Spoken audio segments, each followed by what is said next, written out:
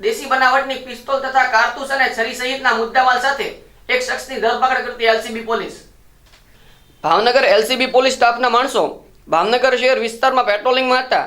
તે દરમિયાન પોલીસ સ્ટાફને બાતમી રાહે હકીકત મળેલ કે પ્રકાશભાઈ ઉર્ફે પક્કો દલપતભાઈ મકવાણા રહે ચિત્રા રામદેવનગર ચામુંડા પાનની સામેના ખાંચામાં ભાવનગર વાળો તેના પેન્ટના નેફામાં ગેરકાયદેસર દેશી પિસ્તોલ જેવું હથિયાર રાખી ભાવનગર શહેરના રામદેવનગર પોસ્ટ ઓફિસની પાછળ ખાલી મેદાનમાં 25 વારિયાના ખૂણા પાસે એક કાળા કલરનો access motorcycle number J04 EN 8328 સાથે જાહેરમાં ઊભો છે.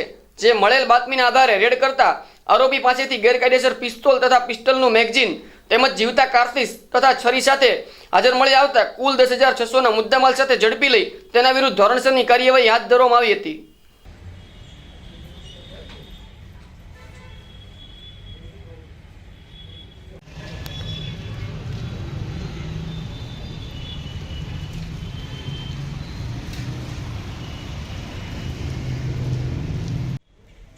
No,